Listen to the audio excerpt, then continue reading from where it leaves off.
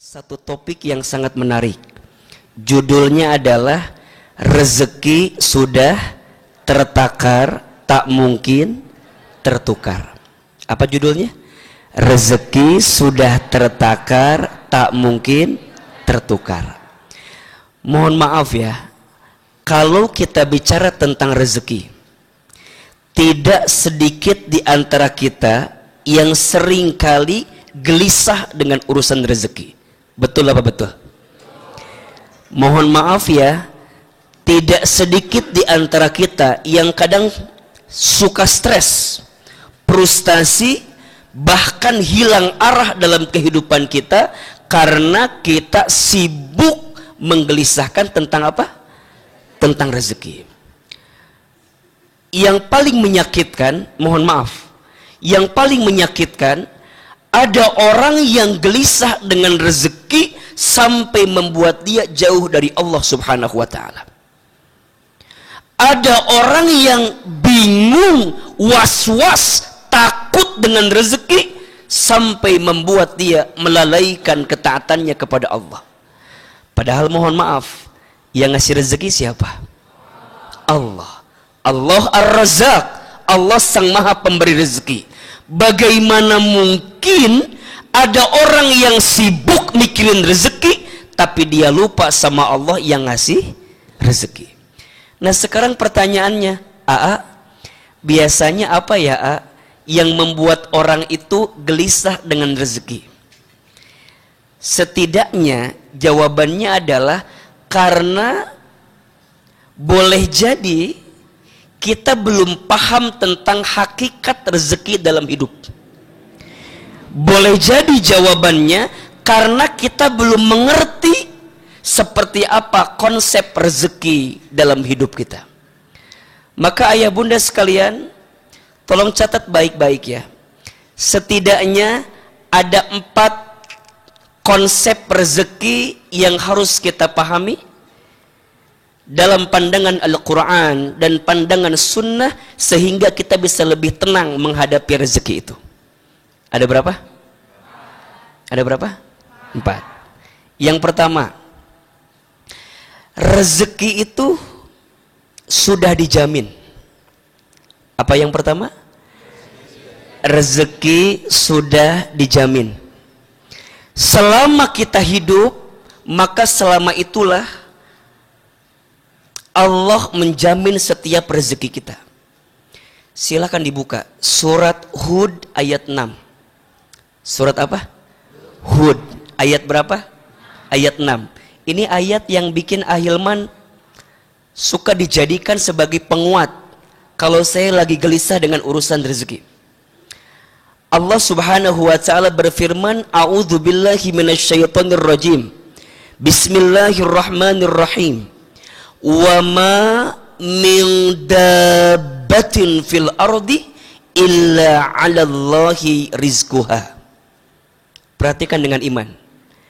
Allah berfirman, wa ma min dabbatin, dan tidak ada makhluk yang melata pun. Di situ Allah menggunakan subjeknya apa? Makhluk yang melata. Fil ardi, selama mereka hidup di muka bumi, illa kecuali alallahi, dijamin oleh Allah rizquha, rizkinya. Punten, di situ subjeknya Allah menggunakan kalimat apa? Dabbah, makhluk yang melata. Jadi kalau kita terjemahkan kira-kira begini, makhluk yang melata saja, makhluk yang melata saja, selama dia hidup di muka bumi, rizkinya dijamin atau tidak? Ada atau tidak? Pertanyaannya, kita melata atau tidak? Kita melata atau tidak? Jadi Allah mau bilang begini, Hilman, hambaku, makhluk yang melata aja, yang barangkali kondisinya lemah tak berdaya, selama dia hidup di muka bumi, maka Allah jamin rezekinya. Betul apa betul? Ayo sekarang Ahilman tanya, coba sebutkan contoh makhluk yang melata, apa kira-kira? Atau yang deket-deket dulu nggak saja dikau ular atau ini yang jawab ular, ini yang jawab buaya katanya. Meni di telinga Ahilman banget bilang buaya teh. Coba yang paling dekat apa kira-kira? Oke, cicak, sok. Salah-salahan. Mau tanya, cicak ada rezekinya apa enggak? Oke, cicak kerjanya di mana? Cicak kerjanya di mana? Di dinding, betul? Oke, apa pekerjaan cicak? Apa kerjaan cicak? Oke, diam-diam merayap, betul? Cicak-cicak di dinding, diam-diam. Punten, ada nggak di sini bapak-bapak diam-diam merayap? Ada nggak? Ada. Ini cicak kerjaannya diam-diam merayap. Pertanyaannya, yang nyamperin nyamuk ke cicak atau cicak ke nyamuk? Yang nyamperin nyamuk ke cicak apa cicak ke nyamuk? Oke, yang jawab yang nyamperin nyamuk ke cicak angkat tangan. Angkat tangan. Oke, yang jawab yang nyamperin cicak ke nyamuk. Oke, ini yang tidak menjawab ada masalah apa Besti? Ditanya ini nggak jawab, ditanya itu nggak jawab. Punten, kami yang tidak menjawab karena kami yakin cicak dan nyamuk dua-duanya bergerak, betul nggak? Betul nggak? Datang seekor, terus, ya itu cocoklah. Nyamuknya datang ke cicak, cicaknya ngapain? Hap, bergerak atau tidak? Pertanyaan selanjutnya, Bapak Ibu mohon izin, berapa kali hap yang dibutuhkan oleh cicak untuk mendapatkan satu nyamuk? Berapa? Coba, berapa Pak? Sekali. Bapak keluarga cicak Pak, begitu yakin dengan jawaban satu kali tadi gitu. Sekali. Oke, ada lagi jawaban yang lain? 2. Ibu siapanya cicak? Kok bisa bersuara seperti itu? Tolong catat ya.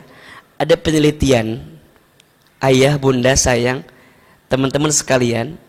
Ternyata, punten ya, cicak itu tidak kurang dari 80 kali untuk hap.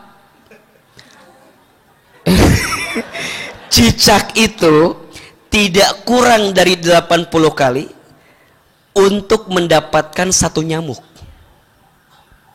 Kalau nggak percaya, tungguin nanti malam. Mencoba itu.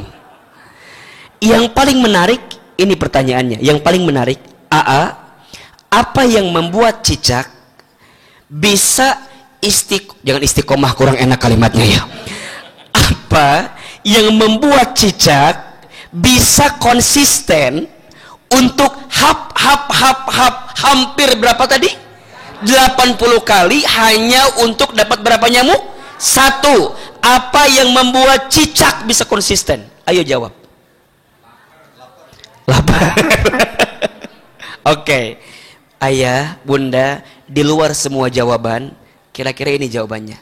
Yang membuat cicak konsisten untuk terus bertahan hap dalam beberapa kali, karena cicak yakin rizkinya dijamin oleh siapa? Cicak aja yakin. Masa kita manusia nggak yakin? Betul? Kita manusia yang punya iman, masa nggak yakin? Kita manusia yang punya ibadah, masa nggak yakin? Kita manusia yang punya amal, masa nggak yakin?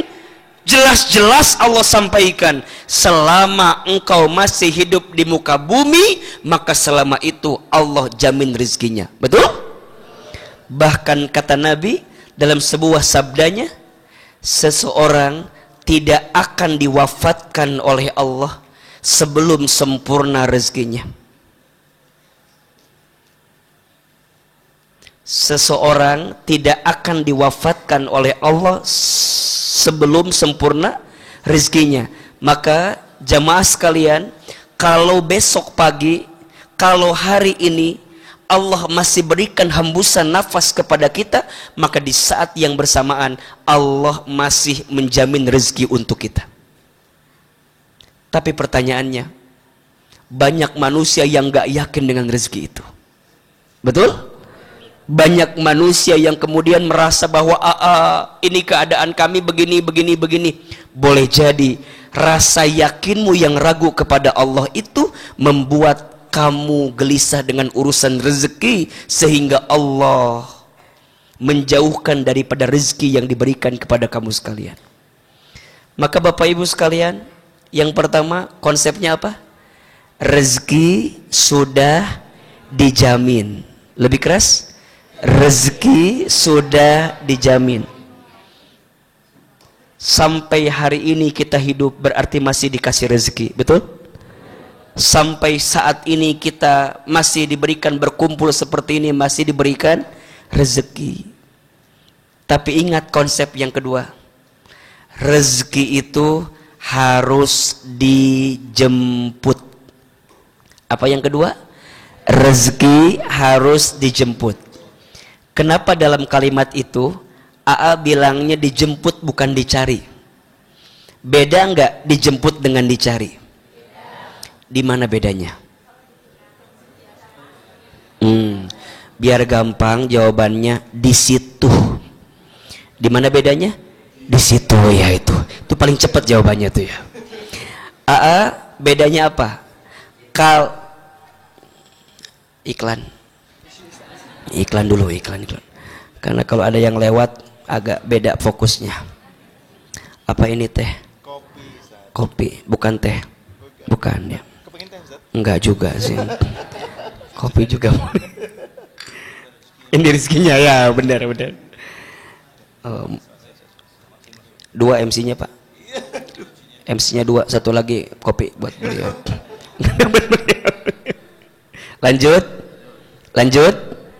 Lanjut ya. Yang kedua konsepnya apa? Rezeki harus dijemput. Kenapa kalimatnya dijemput bukan dicari? Jawabannya, kalau dicari belum tentu ada, kalau dijemput pasti ada. Berarti Ustadz, yang namanya rezeki itu kalau kita diem aja dapat apa enggak? Enggak. Rezeki itu harus dijemput. Tapi cara menjemputnya ada dua. Ini rumusnya. Satu, ada yang disebut dengan ikhtiar bumi. Dua, ada yang disebut dengan ikhtiar langit. Satu ikhtiar apa? Bumi. Dua ikhtiar apa? Langit.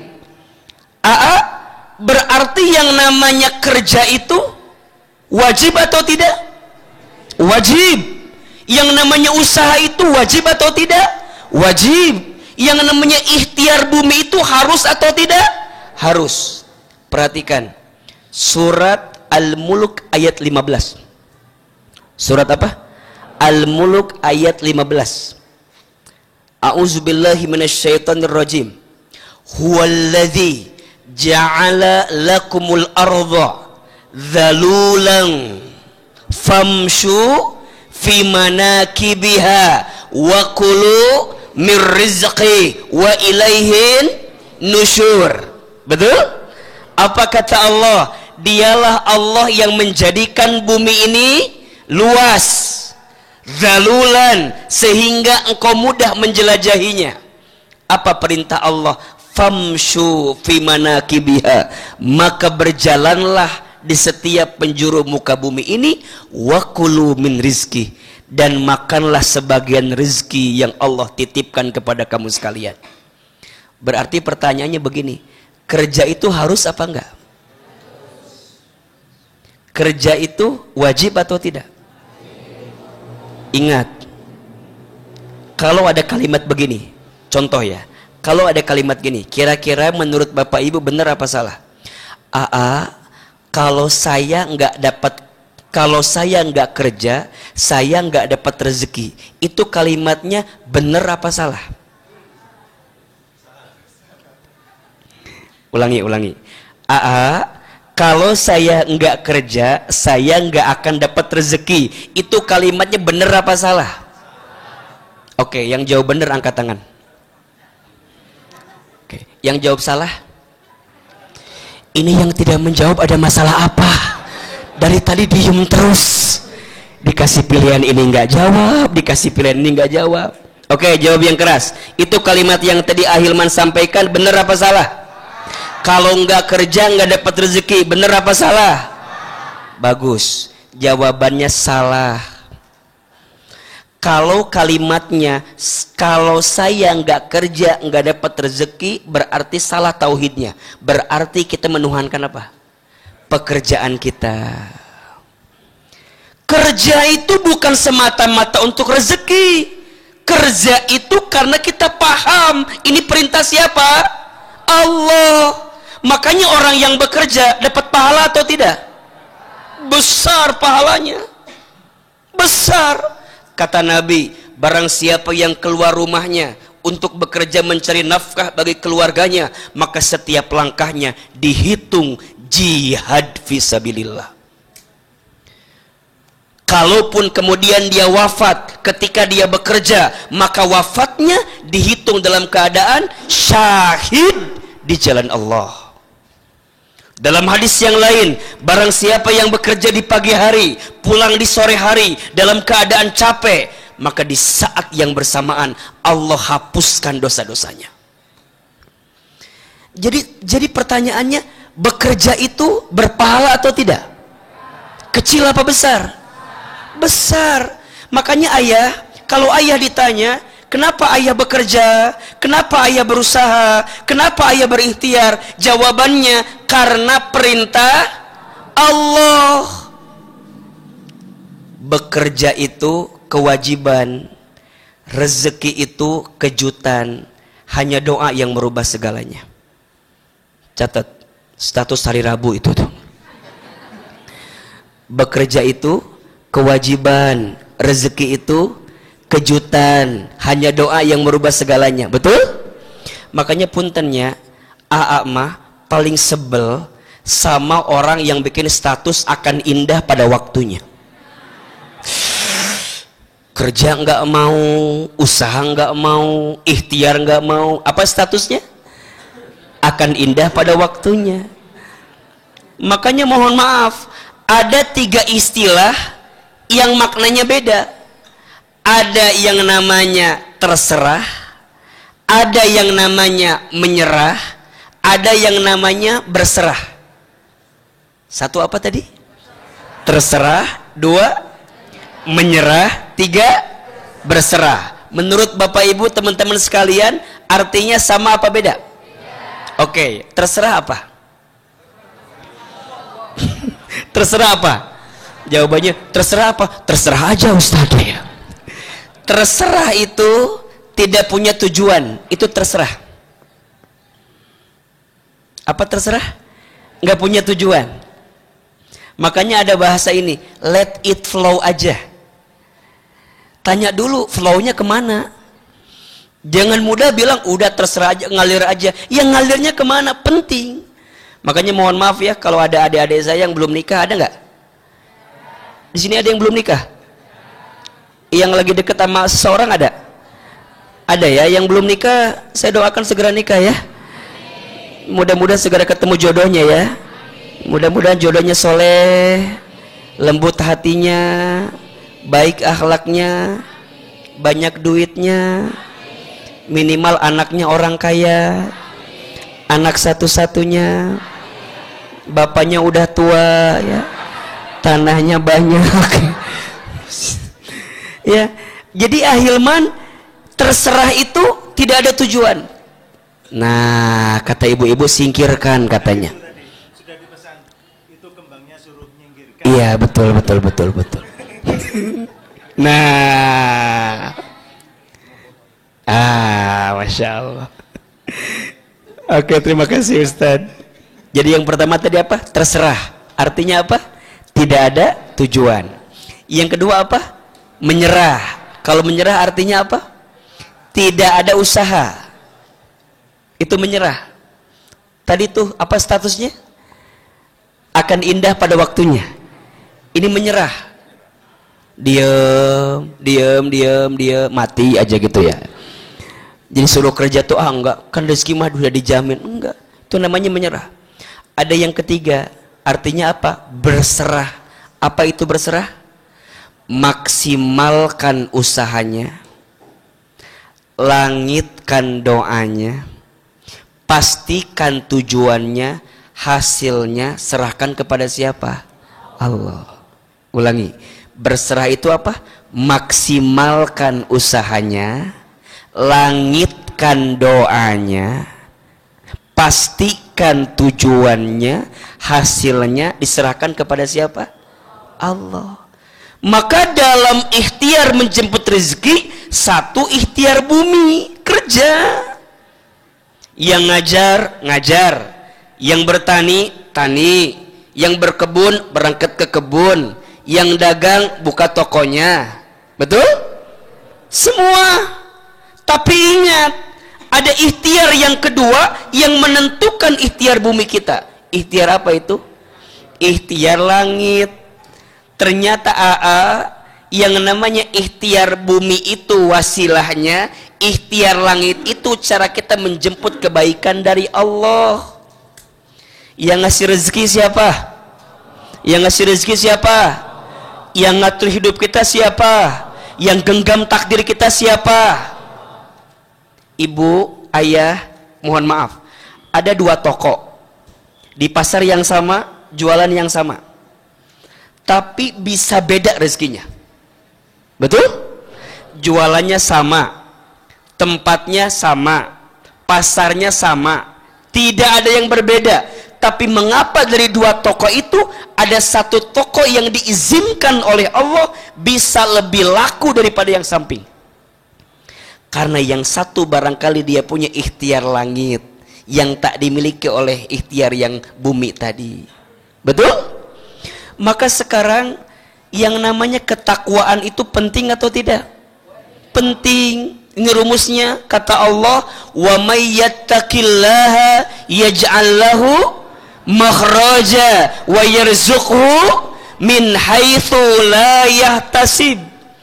Kata Allah, dan barang siapa yang bertakwa kepada Allah dengan takwa yang sebaik-baiknya, yaj'al lahu makhraja, akan Allah jadikan untuknya jalan keluar.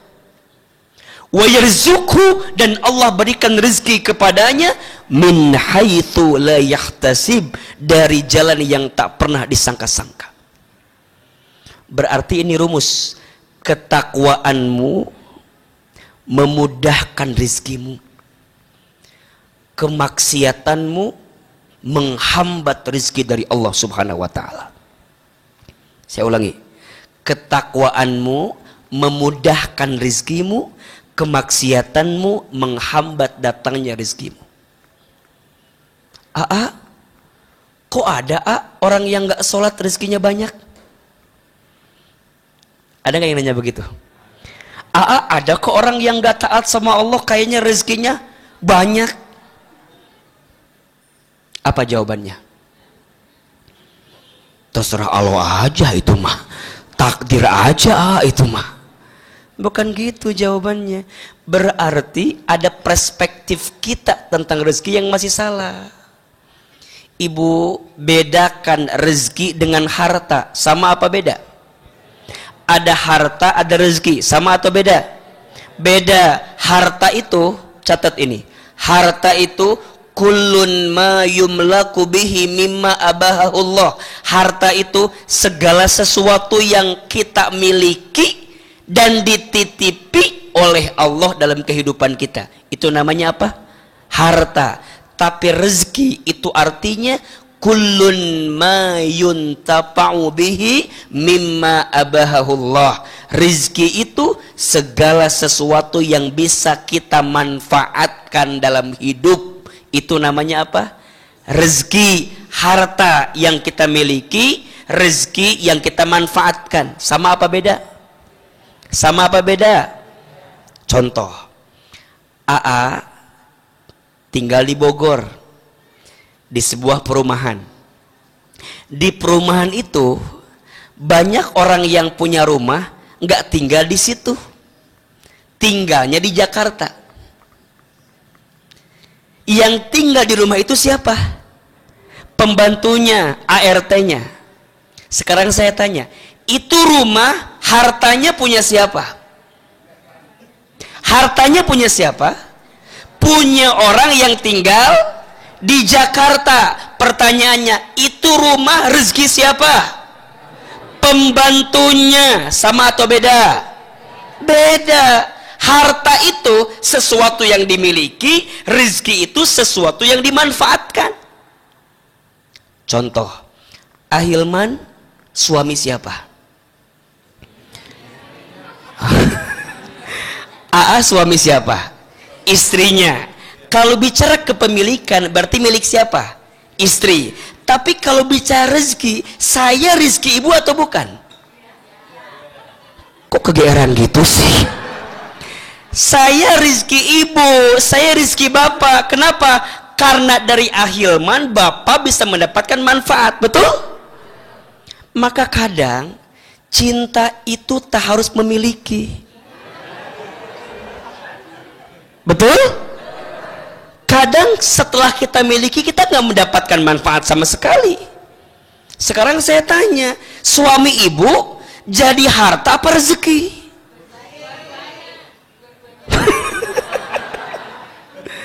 Kalau suami ibu hanya ada di KTP jadi suami dan tidak memberikan manfaat, berarti baru jadi apa? Baru jadi harta, belum jadi rezeki. Kalau suami ibu kehadirannya mampu menuntun ibu dalam kebaikan, berarti suami ibu dari harta berubah jadi rezeki. Maka sama, kerja jangan hanya sekedar karena gaji. Jelas apa enggak? Kerja jangan hanya sekedar karena gaji. Gaji dengan rezeki sama atau beda?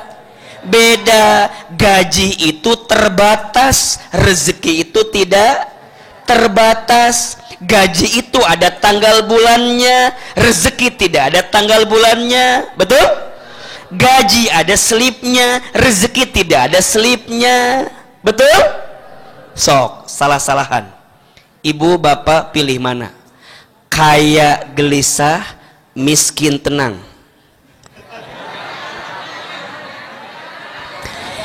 Tidak ada pilihan yang ketiga, tidak ada ya. Hanya dua pilihan saja. Ayo pilih, kaya gelisah atau miskin tenang? Kaya tenang. Oke, khusus ibu-ibu. Jawab, punya suami ganteng, menggelisahkan, atau abstrak menenangkan? Saya nggak bilang jelek ya, bilangnya abstrak aja. Pilih yang mana? Oke, sekarang pilihan lagi. Semua jawaban sama, pengennya kaya tenang, betul? Kaya tenang, mana yang paling penting? Kayanya atau tenangnya? Apa? Kaya tenang, mana yang paling penting?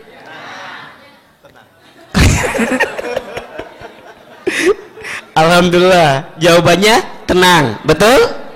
Yang kaya tidak menjamin ketenangan, betul? Tapi ketenangan itu adalah rizki yang lebih daripada apapun. Maka kata guru saya gini, Hilman, kaya itu tidak menjamin kebahagiaan, apalagi miskin. Ya benar sih, benar kata guru saya bilang gitu. Bahagia itu nggak diukur dengan uang yang banyak, betul? Ada nggak orang kaya gelisah? Ada nggak orang kaya bunuh diri? Ada nggak orang kaya frustasi? Tapi pertanyaannya, ada nggak orang yang mungkin nggak kaya tapi mendapatkan ketenangan? Ada nggak? Ada orang yang barangkali tidak kaya tapi dia menemukan keharmonisan di keluarganya. Itu rezeki bukan? Sehat rezeki bukan? Punya keluarga harmonis rezeki bukan? Punya anak soleh-soleha rezeki bukan? Punya urusan yang lancar rezeki bukan? Punya lingkungan rumah yang enak rezeki bukan? Dikasih waktu buat ngaji malam ini rezeki atau bukan? kadang-kadang kita nggak pernah menghitung itu sebagai rezeki. Betul? Maka jangan ngukur pekerjaanmu dengan gaji yang diterima. Kata guru saya bagus sekali kata-katanya. Hilman, kalau kamu kerja, harusnya kamu dapat 10 juta. Tapi kamu dapatnya 5 juta. Maka jangan khawatir. Karena 5 juta sisanya akan Allah hadiahkan pada rezeki yang lainnya. Allah kasih kamu sehat, Allah kasih kamu anak yang soleh-soleha, Allah kasih kamu urusan yang lancar. Itu adalah hadiah dari Allah dari 5 juta yang harusnya kamu dapatkan, tapi kamu yakin ridho dengan apa yang Allah berikan. Sebaliknya, Hilman, kalau kamu udah kerja, usaha, harusnya dapat 5, tapi kamu dapatnya 10. Hilman, hati-hati.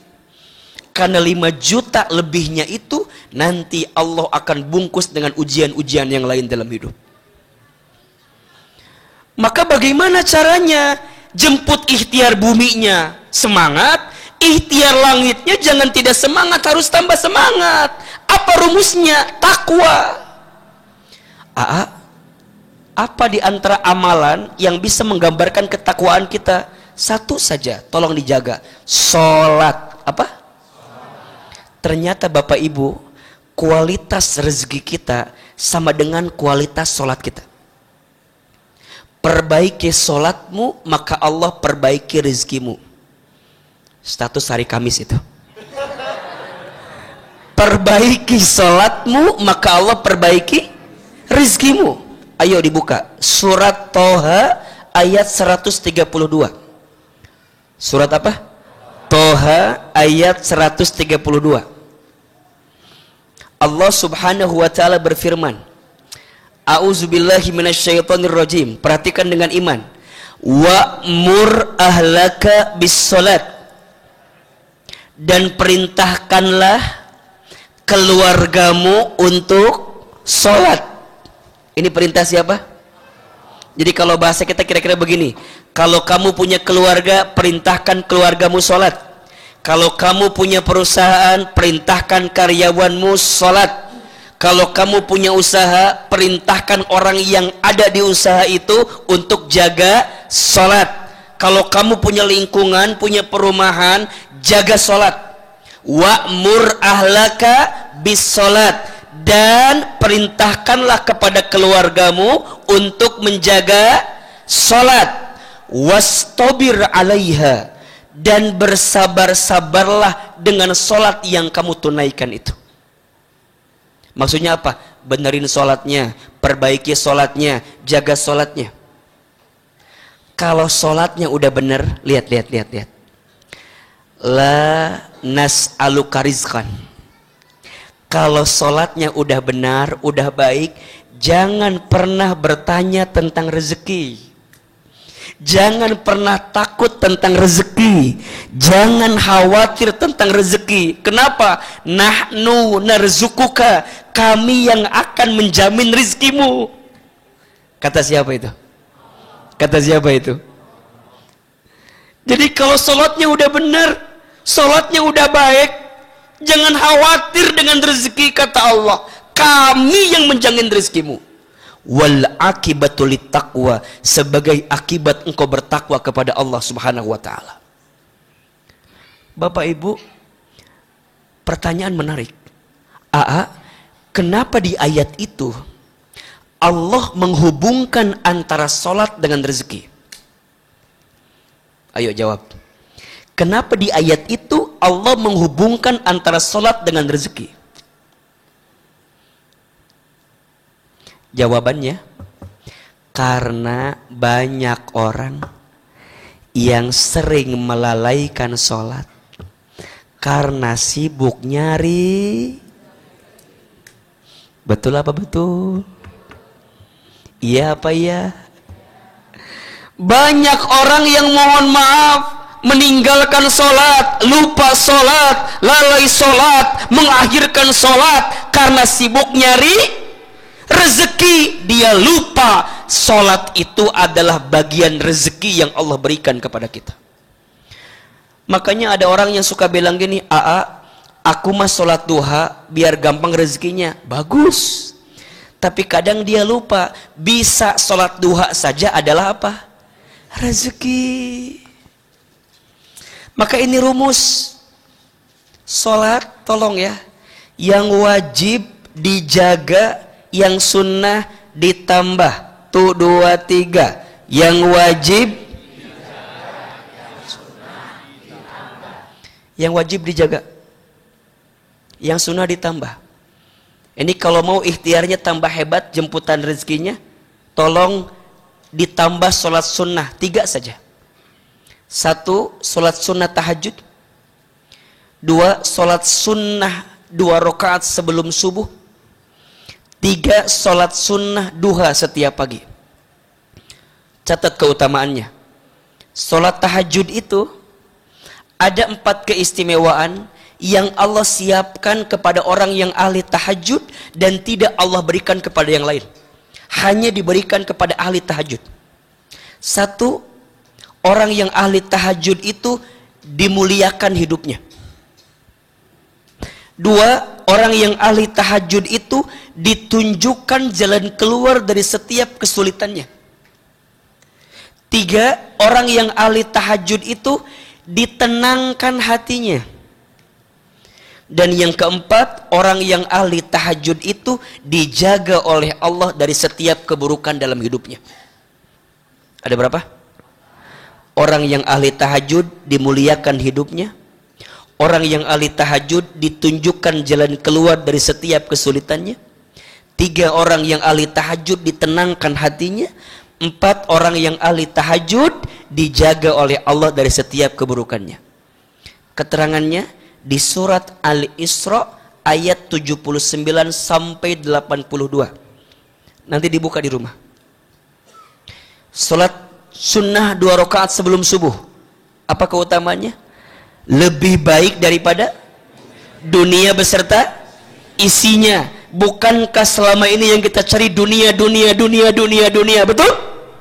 Ternyata kata Nabi, jemputlah duniamu dengan sholat 2 rakaat sebelum subuh. Lebih baik daripada dunia beserta isinya.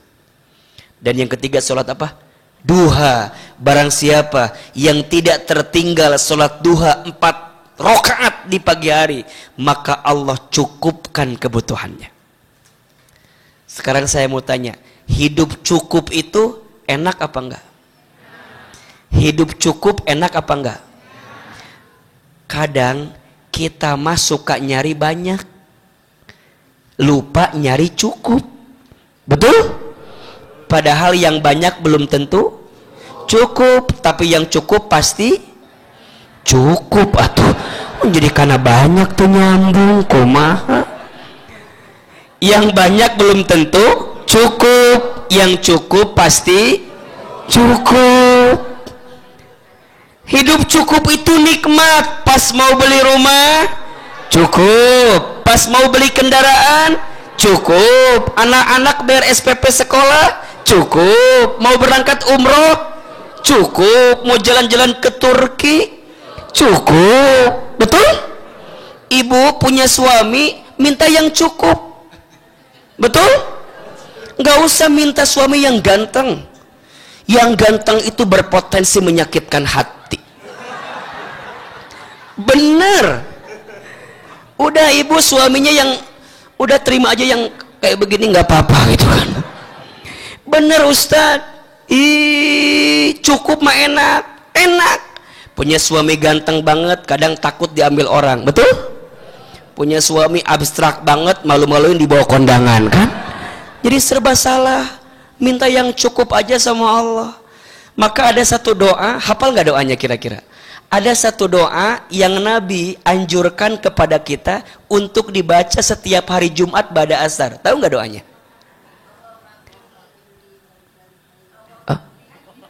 Kok jadi Allah pilih wali wahidai warhamu kemarin jadi ke situ kumaha ieu teh.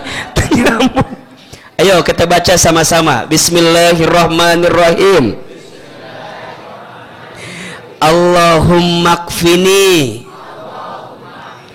bihalalika an haramika wa aghnini bifadlika amman siwaka. Lebih keras, Allahumma kfini bihalalika an haramika wa aghnini bifadlika amman siwaka. Ya Allah, cukupkan aku dengan yang halal dan jauhkan aku dari yang haram.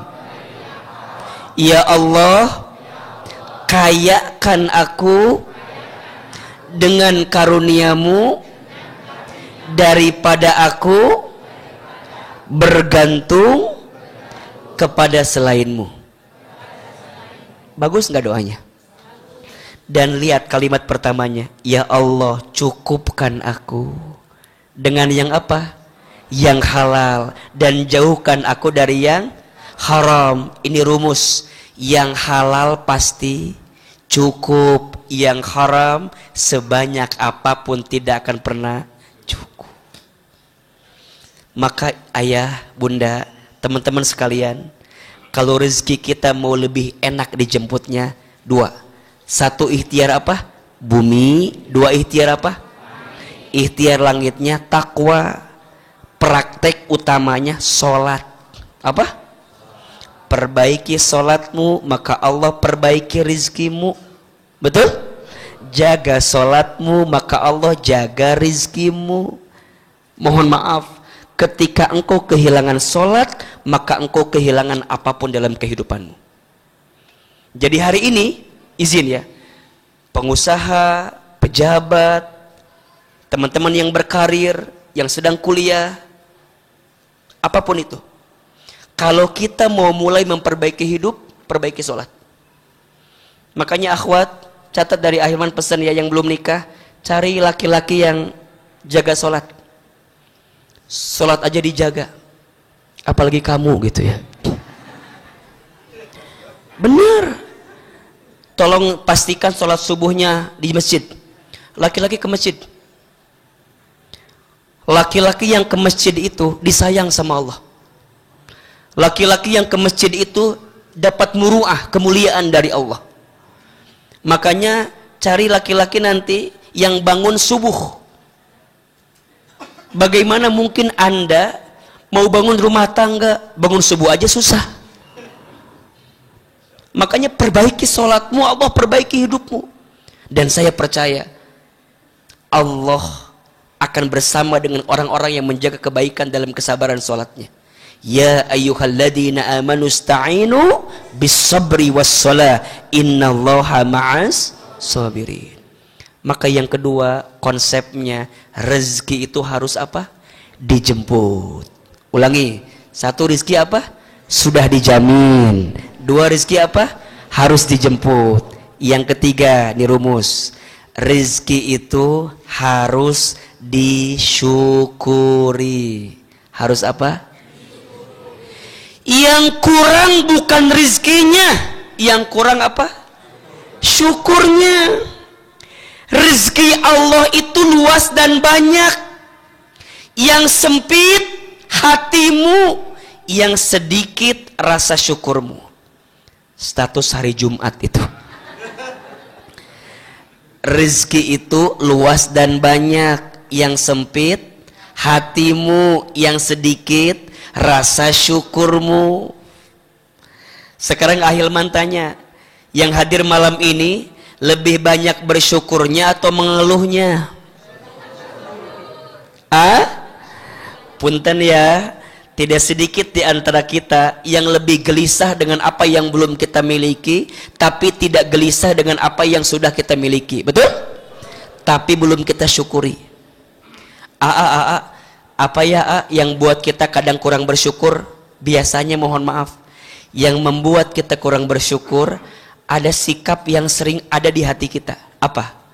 Suka membandingkan hidup dengan orang lain. Makanya ini rumus, kalau mau bahagia ojo dibanding-banding ke, jangan suka dibanding-bandingkan, betul? Jangan mengukur kakimu dengan ukuran sepatu orang lain, karena masing-masing kaki beda apa? Beda ukurannya, beda baunya.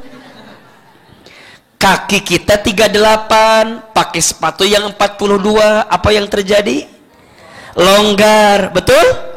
Kaki kita 42, pakai sepatu yang 38, apa yang terjadi? Sempit. So masing-masing hidup ini punya bedanya, betul nggak? Syukuri apa yang ada, jangan mencari apa yang tidak ada. Kalau kita sering membandingkan hidup sama orang, nanti ada penyakit namanya SMS. Apa namanya? Apa itu SMS? Susah melihat orang senang, senang melihat orang susah. Bahasa Arabnya hasad, bahasa Indonesianya iri dengki, bahasa Jogjanya apa? Apa? Mary iri kan? Iya. Apa? Panas tank. Ya itulah pokoknya ya. Iri dengki, enggak bahagia. Gimana contohnya? Begitu. Tetangga beli kulkas, dia yang kedinginan. Tetangga beli kompor gas, dia yang kepanasan. Tetangga beli mobil baru, dia yang ketabrak ya. Nggak liatin mobil tetangga baru terus kan. Tetangga naik jabatan, dia yang hitung pendapatan. Capek. Temen yang nikah duluan, dia stroke ringan. Jadi capek. Tetangga pasang parabola, dia minum Paramex, sakit kepala. Tetangga beli iPhone Pro Max, dia minum Promah, sakit perut. Kenapa? Karena kurang bersyukur. Makanya orang yang kurang bersyukur nggak akan bahagia. Ini bukan kata kata Quran. La in syakartum la azidannakum wa la in kafartum inna adzabi lasyadid. Maka izin ya, memahami rezeki jangan urusan harta saja tadi tuh, kata Ahilman. Jadi ibu jangan iri sama orang yang hartanya banyak. Ibu harus iri sama orang yang rizkinya banyak. Rizki itu disyukuri, menjadikan dia tambah dekat sama Allah. Cara memahami la in syakartum la azidannakum itu bukan kuantitas tapi kualitas. Kalau bahasa agamanya berkah, apa namanya? Yang tadi tuh tenang, lapang, urusan lancar. Itu yang ngasih siapa? Allah. Tadi tanya, kaya tenang. Ibu pilih yang mana? Tenang. Kaya itu kita yang nyari, tenang itu Allah yang kasih. Saya ulangi. Kaya itu kita yang nyari, tenang itu Allah yang. Ibu mau jadi orang kaya, bisa nggak? Bisa nggak? Bisa. Bapak mau jadi orang kaya malam ini, bisa nggak? Bisa. Gimana caranya? Gimana caranya? Mohon maaf, nyuri, bobol bank, korupsi, bisa kaya, tapi tenang apa enggak? Enggak. Maka yang kaya belum tentu tenang, tapi yang tenang pasti kaya karena hati penuh kelapangan. Maka kadang orang tidak bisa memahami rezeki karena kurang bersyukur. Dan biasanya orang lupa dengan apa yang dimiliki dalam hidupnya, karena seringkali melihat apa yang belum Allah titipkan dalam hidupnya. Contoh begini, tolong jawab, ibu tolong jawab, AA dengan suami ibu sama atau beda? Beda. Lebih cakep Ahilman apa suami ibu? Tolong jawab dengan jujur ya, tolong ya. Ini kan ngetes kejujuran ya. Suami ibu dengan AA sama atau beda? Lebih cakep AA apa suami ibu? Kalau yang jawab lebih cakep AA, istighfar. Karena suami ibu sama Ahilman lebih cakep siapa? Suami. Kenapa suami ibu lebih cakep?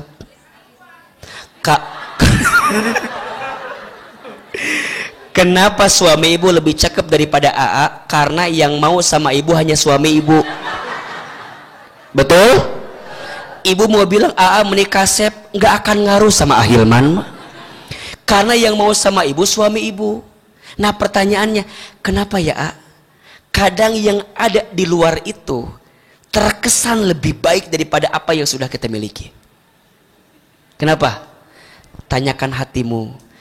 Boleh jadi hatimu kurang syukurnya kepada Allah Subhanahu wa taala. Ibu jalan-jalan ke mall, lihat tas bagus, pengen apa enggak? Pengen apa enggak? Pertanyaannya, waktu ibu lihat tas bagus itu, kepikiran enggak tas yang ada di lemari ibu? Pas ibu pengen tas baru itu, kepikiran enggak tas yang di lemari ibu? Enggak. Enggak kan? Enggak kan? Sekarang ibu lihat AA tadi, kepikiran enggak suami ibu? Tak kira-kira begitu cara berpikirnya. Kenapa tas yang di mall itu lebih kelihatan bagus? Karena belum ibu miliki. Kenapa tas ibu di lemari terkesan biasa-biasa aja? Karena ibu sudah merasa memiliki. Maka ini rumus, jika tidak ingin merasakan kehilangan, jangan pernah merasa memiliki. Status hari Sabtu malam Minggu tuh. Ternyata yang kurang tuh bukan hartanya, yang kurang bukan rezekinya, tapi yang kurang apa? Syukurnya. Coba Ahilman mau tanya, berapa banyak alhamdulillah yang ibu ucapkan dari pagi sampai malam ini? Berapa banyak ayah alhamdulillah yang ayah lantunkan dari pagi sampai malam ini? Kayaknya lebih banyak alhamdulillah atau luhlahnya? Rasa-rasanya lebih banyak luhlahnya dibanding alhamdulillah, sehingga membuat rezeki kita jauh dari kebaikan dalam hidup kita. Maka ini rumus, kalau kamu nggak bersyukur apa? Inna adzabi lasyadid. Azabnya bukan hanya di sana, tapi di sini apa? Terasa sempit gitu loh, dada sesak gitu loh, kayaknya urusan tuh ribet gitu, kayaknya kurang terus. Padahal nggak kurang. Begitu banyak rezeki yang Allah berikan untuk kita, tapi lupa kita syukuri, sehingga hilang keberkahan dari Allah Subhanahu wa taala. Makanya perhatikan, doa mau makan apa doanya? Allahumma barik lana fima razzaqtana wa qina. Kenapa doanya enggak Allahumma ladzidna? Kenapa enggak Allahumma kassirna? Kenapa Allahumma barik lana? Kenapa enggak ya Allah enakan makanan kami? Kenapa enggak ya Allah banyakin makanan kami? Enggak. Tapi doanya apa? Ya Allah berkahi kami dengan apa? Dengan rezeki yang kau berikan kepada kami. Bukan harta yang disebut, tapi apa? Rezeki. Betul? Sok Ahilman tanya sekarang, enak mana? Makan di restoran mahal atau di warung pinggir jalan? Ulangi. Lebih enak mana? Makan di restoran yang mahal atau di pinggir jalan yang murah lah, pilih gitu sok. Yang mana? Jawabannya tergantung. Jawabannya apa? Tergantung. Betul? Betul? Ibu nggak punya duit, maksain makan di restoran mahal, enak apa enggak? Ibu lagi dikasih ke lapangan harta, tapi makan di pinggir jalan yang murah, enak apa enggak? Ternyata enak gak enak bukan tentang di mana makannya, tapi tentang dengan siapa kita makannya. Status hari Minggu. Ternyata yang ngasih enak itu bukan restoran, tapi siapa? Allah. Betul? Yang ngasih nikmat bukan menunya, tapi siapa? Allah. Maka doanya Allahumma barik lana fima, itu namanya rezeki, harus disyukuri. Maka doa setelah makan apa? Alhamdulillahilladzi at'amana wasaqana waj'alna minal muslimin. Ya Allah, ya Allah, makasih ya Allah, kami bisa makan, kami bisa nikmatin ini yang Engkau berikan untuk kami, dan jadikan kami orang-orang yang muslimin, orang yang berserah kepadamu. Maksudnya apa? Semua yang Allah kasih itu pasti baik. Betul? Maka yang namanya rezeki harus apa? Disyukuri. Yang ketiga, ini rumus. Rezeki itu harus dinikmati. Harus apa? Yang keempat, rezeki harus apa? Dinikmati. Gimana cara menikmatinya? 2. 1, dipakai taat sama Allah. 2, dipakai manfaat kepada manusia. Ada berapa? 1, dipakai apa? Taat sama Allah. 2, dipakai apa? Manfaat kepada manusia. Maka mohon maaf ya, kalau kita dikasih kebahagiaan dunia tapi nggak bikin kita tambah taat ke Allah, itu namanya istidraj. Apa namanya? Kita dikasih kebahagiaan dunia, tapi kebahagiaan dunia itu nggak bikin kita tambah taat ke Allah, namanya apa? Istidraj. Ahilman, apa itu istidraj? Istidraj itu satu keadaan yang seakan-akan kamu diangkat derajatnya dalam urusan dunia, tapi sebenarnya engkau sedang dijatuhkan oleh Allah Subhanahu wa taala. Karena setiap pernak-pernik dunia itu tidak membuatmu makin taat kepada Allah Subhanahu wa taala. Maka ibu dikasih sehat, dipakai taat. Betul? Ini rezeki. Ibu dikasih harta, dikasih taat, pakai taat sama Allah. Termasuk manfaat. Nih, suami harus sayang sama istri. Halo? Kok tertekan gitu wajah-wajahnya ini nih?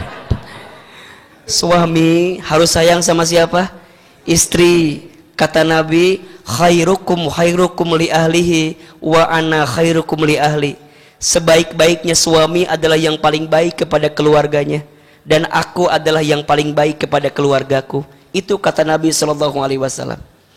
Maka suami sayang sama istri.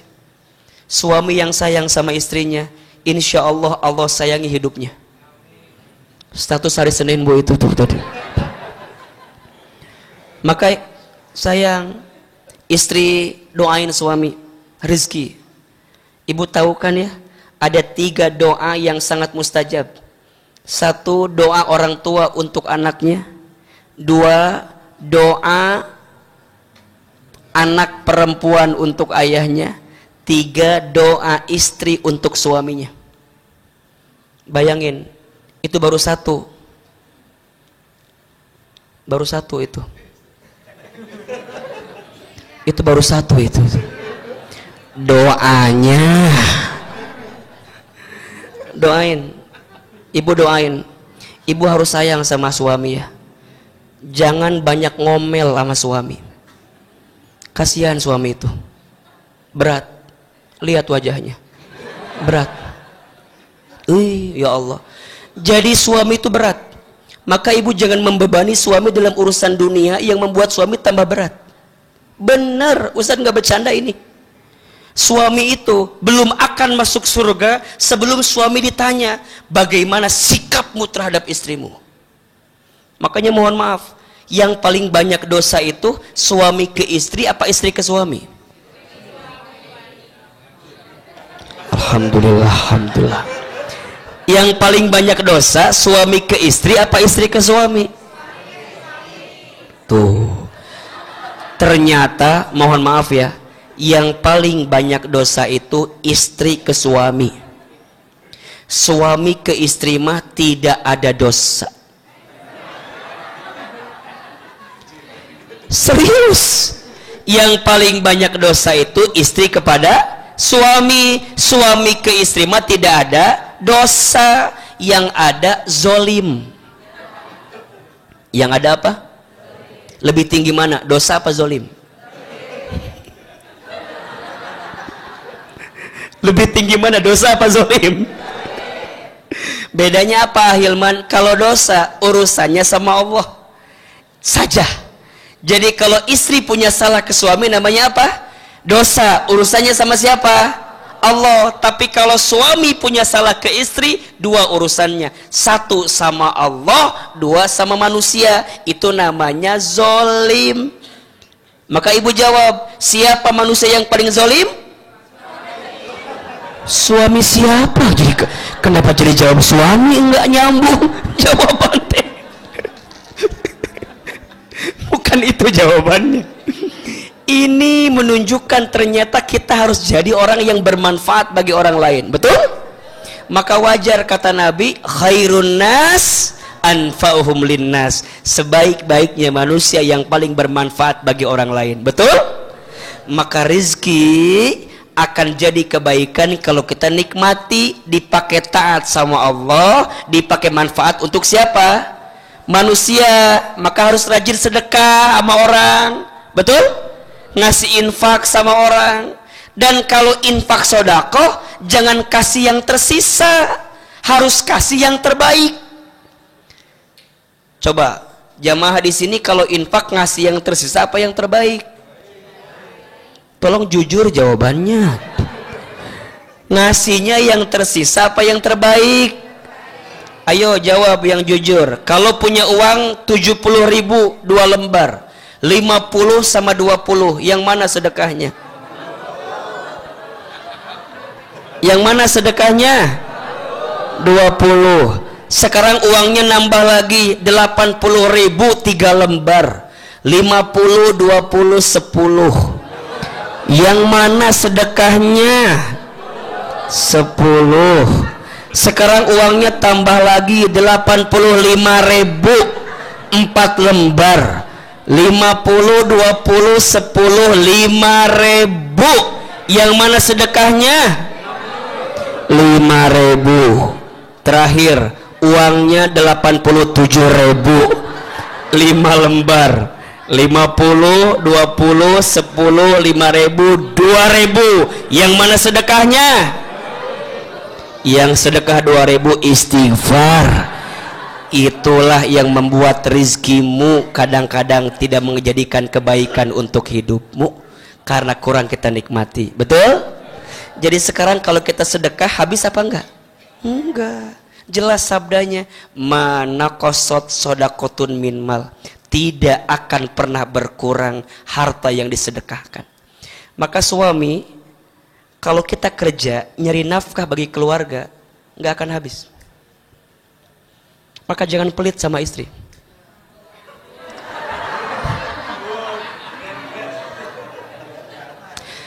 Tapi juga ibu tolong dengerin ini ya, kalimat ini ya. Kalau suami jangan pelit sama istri, please istri jangan meminta sesuatu di luar batas kemampuan suamimu. Jelas? Ibu ya, punten ya, agak berat AA bilang ini, tapi AA harus bilang ini sama ibu ya. Tolong catat. Kata Nabi, banyak perempuan yang masuk ke dalam api neraka karena kurang berterima kasih kepada suaminya. Tenang Pak, aku bersama Anda. Tenang. Makanya saya berpesan banget sama ibu. Ibu jangan banyak ngeluh sama suami. Berapapun yang suami beri, selama itu adalah kemampuan terbaiknya, terima dengan kebaikan itu. Istri darimu. Dan apa yang tidak ditakdirkan untukmu tak akan pernah menjadi milikmu. Status hari apa itu? Hari Selasa. Iya. Maka ibu sayang, ayah sayang, teman-teman sayang, tolong catat ya. Rizki sudah tertakar, tak mungkin tertukar. Rizki sudah tercatat, tak mungkin tersesat. Rizki sudah dijamin, tak mungkin diambil orang lain. Betul? Pekerjaanmu bisa dikopi, tapi rizkimu tidak bisa dipaste. Status hari Rabu itu yang tadi itu. Pekerjaanmu, usahamu, bisnismu bisa dikopi, tapi rizkimu tidak akan bisa dipaste. Karena yang menentukan rezeki itu siapa? Allah. Maka yakinlah apa yang dirizkikan oleh Allah untukmu tak akan pernah pergi darimu. Dan apa yang tidak Allah catatkan rezekinya untukmu tak akan pernah menjadi milikmu. Maka mulai hari ini deketin Allah, perbaiki hubungan sama Allah, taat sama Allah. Maka yakinlah Allah akan anugerahkan rezeki kepada kita dari setiap apa yang tak pernah kita bayangkan sebelumnya. Insya Allah. Tidak terasa udah 9:30. Bosan nggak? Bosan nggak? Capek nggak? Yang capek siapa? Ustadz ya. Tolong pahami perasaan saya. Besok saya ada 4 titik di Jogja. Silakan ibu, ayah kalau boleh berkenan hadir silakan. Pagi besok di Hotel Sare, sorenya di Syuhada, malamnya di UNY. Hari Jumat pagi di Masjid Kampus UGM. Kemudian saya kembali ke Jakarta. Insya Allah. Seneng gak kajian malam ini? Ada ilmunya? Ada manfaatnya? Masih boleh nggak Ahilman datang ke sini lagi? Boleh? Insya Allah. Mudah-mudahan bermanfaat. Barangkali itu yang bisa saya sampaikan. Karena sudah 9:30, saya tutup dengan doa, boleh? Kita berdoa sama-sama. Mudah-mudahan Allah ridho dengan kita. Yang mau bertanya, boleh silakan follow Instagram saya. Udah apa belum? Udah follow? Follow ya, Ahilman Fauzi. Namanya Ahilman Fauzi. Cari aja yang ada centang birunya ya. Ahilman Fauzi. Insya Allah. Mudah-mudahan Allah ridho dengan kebersamaan kita. Istighfar 3 kali. Astagfirullahaladzim. Astagfirullahaladzim. Astagfirullahaladzim. Angkat kedua telapak tangan. Tundukkan kepala kita. Tutup kedua mata kita. Silahkan aminkan dalam hati masing-masing. A'udzubillahi minasyaitonirrajim. Bismillahirrahmanirrahim. Alhamdulillahi rabbil alamin. Allahumma salli ala sayyidina Muhammadin wa ala alihi wa sahbihi ajma'in. Ya Allah, ya Rahman, ya Rahim. Duhai Allah yang maha pengasih lagi maha penyayang. Ya Allah, terima kasih. Malam ini Engkau lembutkan hati kami. Malam ini Engkau ringankan langkah kami. Malam ini Engkau berikan kesempatan kepada kami untuk hadir lagi di masjid ini, ya Allah. Ya Allah, kami mohon, sayangilah kami semua yang hadir dengan rahmat-Mu. Cintailah kami semua yang hadir dengan ridha-Mu. Berkahilah kami semua yang hadir dengan semua kebaikan dari-Mu. Ya Allah, ya Ghaffar, ya Ghafur. Duhai Allah yang maha pengampun, ampuni dosa-dosa kami ya Allah. Ampuni dosa-dosa kami ya Allah. Berikan kami kesempatan bertaubat sebelum kami wafat. Perbaikilah hidup kami sebelum kami kembali kepadamu ya Allah. Ya Allah, jangan keluarkan kami dari masjid ini kecuali Engkau ampuni dosa-dosa kami. Jangan Engkau pisahkan kebersamaan kami kecuali Engkau ampuni dosa-dosa kami. Ya Allah, kami sadar jika hari ini ada ujian yang menimpa kami, jika hari ini ada musibah yang mendera kami, itu semua disebabkan karena dosa-dosa yang kami lakukan. Ighfir lana dunubana, ya Allah, ampuni semua dosa-dosa kami. Dari mulai dosa yang kecil sampai dosa yang besar. Dari mulai dosa yang kami sembunyikan sampai dosa yang kami buat terang-terangan. Dari mulai dosa yang kami sengaja sampai yang tidak kami sengaja. Allah, ampuni dosa kami. Apalagi dosa kami kepada orang tua kami. Apalagi kesalahan kami kepada ayah ibu kami. Ya Allah, jika orang tua kami masih hidup, panjangkan umurnya, sehatkan badannya, bahagiakan hari tuanya. Jika orang tua kami ada yang telah wafat, lapangkan alam kuburnya. Terima iman Islamnya, ampuni dosa-dosanya.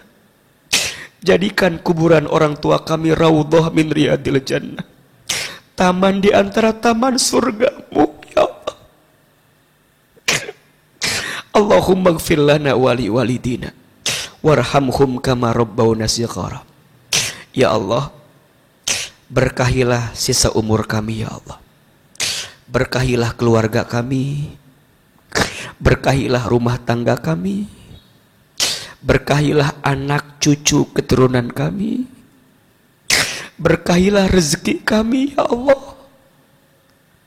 Ya Allah, cukupkan kami dengan yang halal, jauhkan kami dari yang haram. Ya Allah, anugerahkan kepada kami rezeki yang berkah berlimpah, ya Allah. Rezeki yang membuat kami semakin dekat denganmu, ya Allah. Maka malam ini kami berdoa, ya Allah, jika ada di antara kami yang sedang gelisah, tenangkan hatinya. Jika ada yang sedang punya masalah, tunjukkan jalan keluarnya.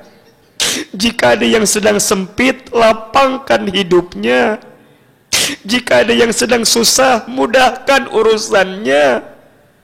Jika ada yang sedang terlilit hutang piutang, ya Allah, bantu kami menyelesaikannya. Ya Allah, perbaiki pekerjaan kami, perbaiki karir kami, perbaiki urusan kami. Jika ada yang punya aib, tutup aib-aibnya. Jika ada yang sedang sakit, sembuhkan penyakitnya. Jika ada yang punya hajat, kabulkan hajatnya. Hasbunallah wa ni'mal wakil, ni'mal maula wa ni'man nasir. Allahumma inna nas'aluka ilman nafi'an wa rizqan thayyiban wa amalan mutaqabbala. Ya Allah, seperti ini Engkau pertemukan kami di dunia, maka seperti ini nanti, ya Allah, Engkau masukkan kami ke dalam surga. Rabbana taqabbal minna innaka antas samiul alim wa tub alaina innaka antat tawwabur rahim. Allahumma kfina bihalalika an haramika wa aghnina bifadlika amman siwaka. Ya Allah, kabulkan doa kami, ijabah doa-doa kami. Rabbana atina fid dunya hasanah wa fil akhirati hasanah wa qina adzabannar. Subhana rabbika rabbil izzati amma yasifun wassalamun alal mursalin walhamdulillahi rabbil alamin.